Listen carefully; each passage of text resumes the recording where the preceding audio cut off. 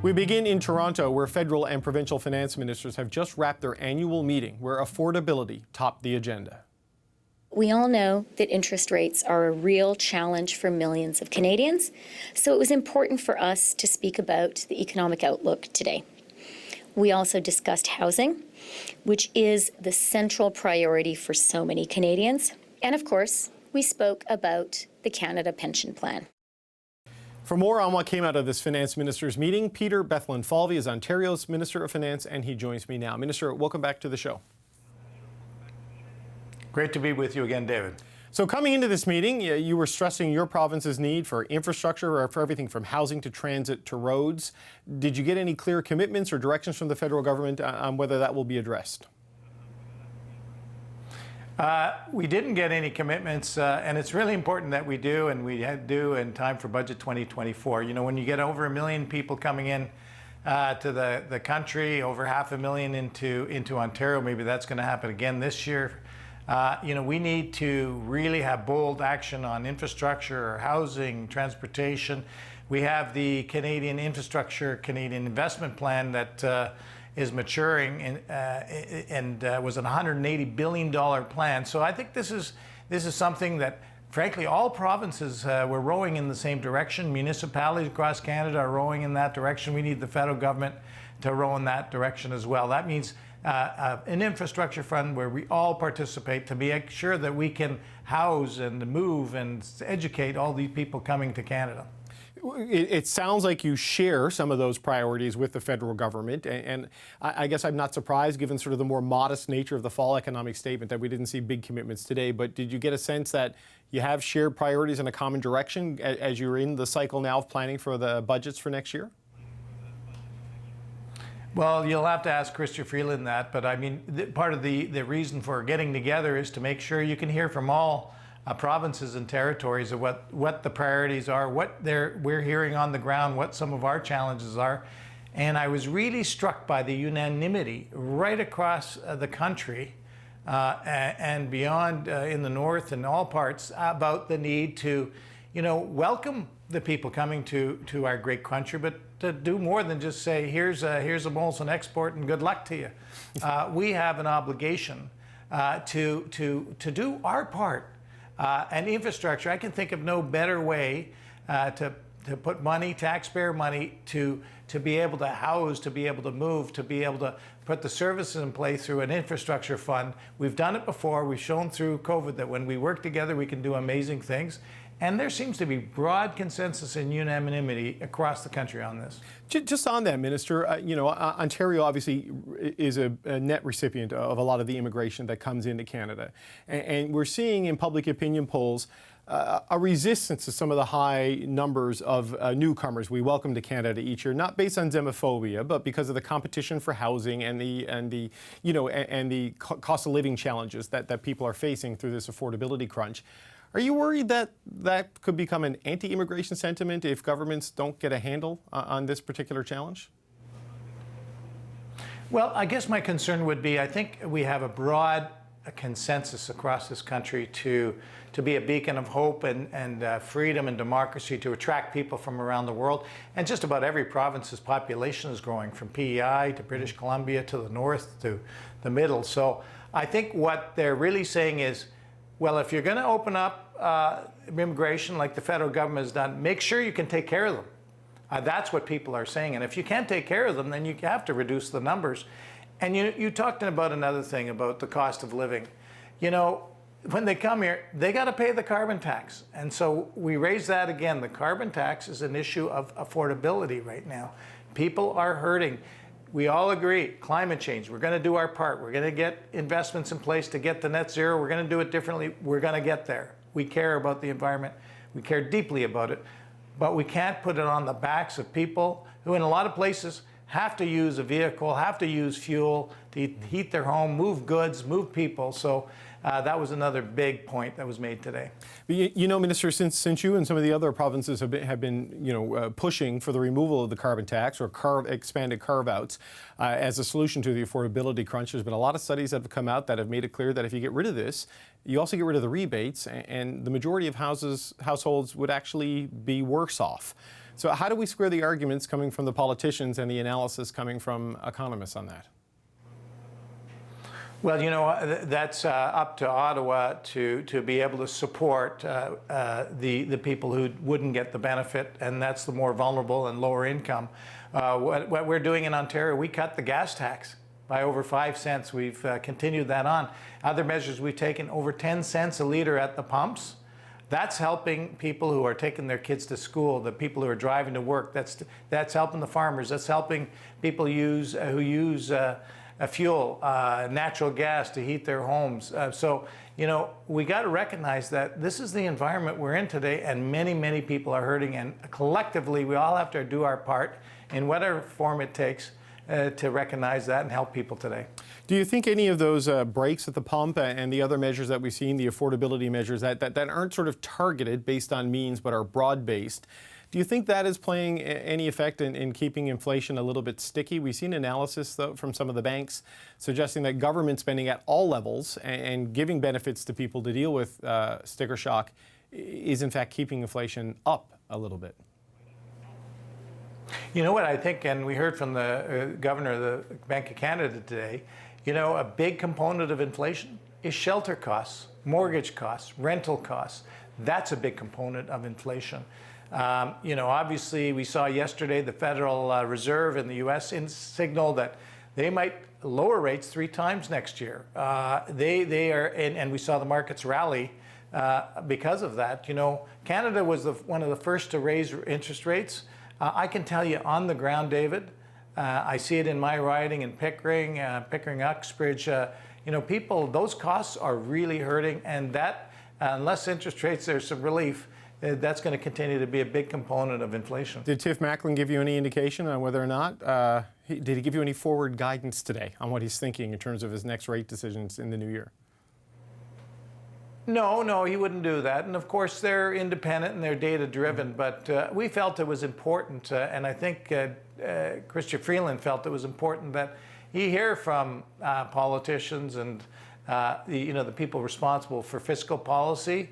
So we don't really get into monetary policy. Right. He doesn't really get into fiscal policy, but maybe sometimes we do a little bit of both. No, he sometimes gets letters from your boss, Premier Ford, though. So that does happen every once in a while. I just wonder, on the other issue of the Canada Pension Plan, I know this was discussed today, but it seems like we're not really any closer to getting clarity on what might happen if Alberta proceeds. There's going to be a process where the chief actuary is going to meet with provincial officials in January. Where are things now on this question of whether or not Alberta leaves the CPP or not?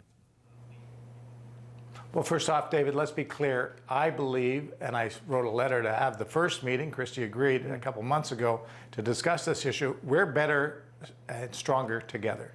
We start from that premise. We want Alberta to stay in, and they have the right to leave, but given the circumstances, let's be very thoughtful and deliberate. The Act has a mechanism on how you can leave, and there's a right to leave, but there's a lot devil's in the details. This isn't something you want to rush. You want to be very thoughtful, and I think many Canadians really don't want to worry about their pension plan. They want to make sure if they work in Alberta and retire in PEI, there's portability, that it works, it's sustainable.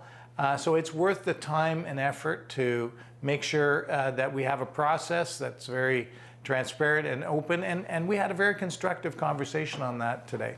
I remember the last time we talked, just as a final point, you said if Ontario used the same assumptions that Alberta used in its calculations of its share, the 2 provinces would take in excess of like 112% of what is in the fund. So settling on a common set of assumptions for who is entitled to what seems key in this. Do you think when everybody gets together in January, you'll be able to settle on that so there is some real clarity as to how this process will move ahead? Well, I don't know, but you made a great point, and sounds like you're a numbers guy, which I really like. The math has to work. It has to add up to 100. And you're 100% right that if you took the methodology that the advisors for Alberta used and used it for Ontario, some estimated that it would be 120% of the assets. So I think the other provinces and territories might be a little concerned about it. It's got to add up to 100. But it's also highly dependent on the assumptions, because these are long-tail liabilities and assets. So We want to be very thorough and deliberate and work together. And that's what we achieved today, was moving that a little further ahead and meeting again in January. Okay, well, being a numbers guy, I can see that we're out of time. Peter Bethlenfalvy, Ontario's Minister of Finance, thanks for joining me today. You're good on that, David. Thank you so much. Thank you, sir. For more on this, I'm joined now by Alberta Minister of Finance Nate Horner, and as you can see, he is in his car trying to beat Toronto traffic on his way to the airport. Minister, it's good to speak with you again. Yes, thanks for having us. I know you came. What's that? Sorry. It's a cab. It's a cab. I don't keep a car in Toronto. Gotcha. Okay. Well, hopefully you make your flight, sir, and thank you for taking the time to do this. Look, you came into this meeting looking to raise the topic of the carbon tax, but I see from the statement you've released it wasn't even put on the agenda. What are your thoughts on that? Well, we were able to discuss it multiple times. It's a little easier to do that in an in-person meeting, but we talked about the carbon tax when it came to affordability. That was obviously one of the themes today, but also around tax policy and economic growth. So it got brought up many times today. I think it was heard loud and clear. Did you get any sense as to whether the federal government is willing to make any moves in the direction that you've been pushing them? Because so far, my sense is the answer on any changes is no. Well, I think they heard it loud and clear. I'd say a general consensus from the provinces. We certainly didn't get any promises from Minister Freeland, but they heard a unanimous voice in a few places around concern for economic growth and investment for the country, and also the need for federal provincial partnership around funding for infrastructure to help us build for the population surge that we're seeing.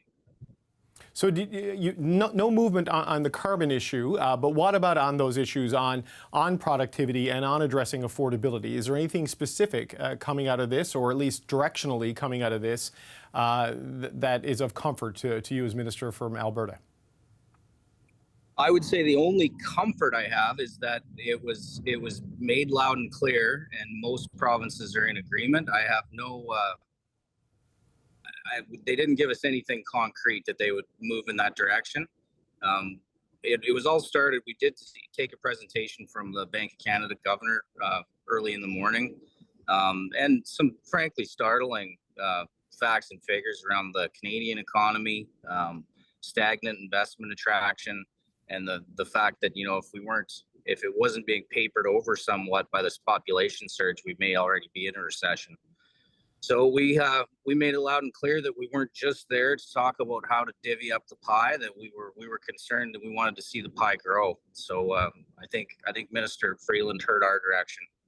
Did Minister Freeland give you any sense of how you would divvy up the pie should Alberta proceed with its plan to potentially leave the Canada Pension Plan and create its own provincial pension plan? I think one of the last times we spoke, Alberta was still waiting for some guidance on an actuarial assessment of what its share of the Canada Pension Plan Investment Fund would be. It sounds like there was no clarity on that today, but at least a process to maybe get some clarity in January. Where do things stand from your perspective?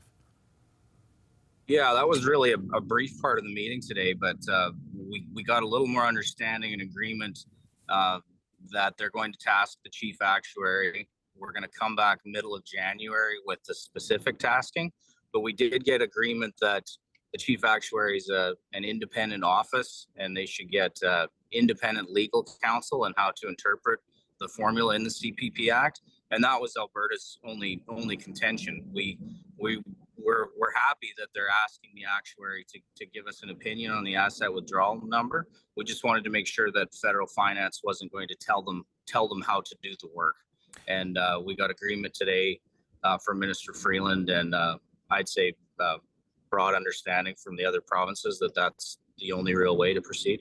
So where does this leave the process for your government and your province now, sir? Because I know you've paused the public hearings process that was going on in terms of exploring this idea. How does this affect your timelines and your intention? Well, when it comes to timelines, yeah, we know this is going to be a long process. I'd say we'll maybe get more clarity around that in the January meeting. But I'd say, when this all started in Alberta, it was just about having a conversation around an idea, and the best information we had was the LifeWorks report. We're hoping that the chief actuary with better, more nuanced data around individuals will be helpful. The LifeWorks report had to use publicly available data, so I think that's a good step. But yeah, I couldn't give you any specifics around a timeline. Right. Look, I'm not going to presume to know Alberta public opinion from my perch here in Ottawa, but from what I've read, that there seems to be some skepticism and not a wholehearted embrace of this idea in your province. Do you think you may have overestimated the appetite of Albertans for their own Alberta pension plan? Where do you think that is? I don't think I honestly ever estimated it coming in. I was asked to do it in my mandate letter from the Premier. We had the report. I don't think you can see a report like that and not release it to the public and have a conversation about it.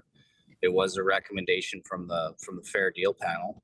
So I think public perception. We'll see. There's definitely people in very firm camps. On the no side and the yes side.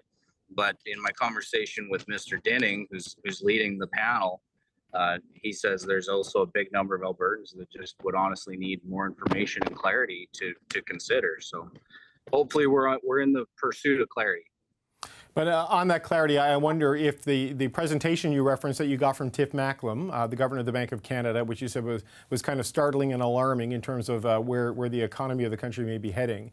Does that give you pause on the notion of withdrawing from the larger collective security of a much larger pension fund like the CPP to go down the road towards a smaller Alberta pension plan? Well, I think economies of scale is definitely one concept to consider. But when you consider, the size of Alberta and the size of the net contributions they put into the CPP, you would have vast economies of scale considering the amount of people that would be part of a potential APP. So I think it doesn't give me pause per se, but like I said, this will be a conversation for Albertans once we have more clarity around the number, and you can work backwards what the contributions and potential benefits would be of a plan like that. So Minister, I know affordability, just as a final point, was one of the issues you wanted to raise. And we're seeing in Manitoba, I believe the tax is going to come off gas on January 1 and other things like this. I know Peter Bethlenfalvy, the Finance Minister in Ontario, he has cut taxes there. In your fall economic statement, which we talked about the last time you were on the show, you're running a surplus. Are you looking at any sort of tax changes or affordability measures using your surplus to help people in your province deal with the cost of living?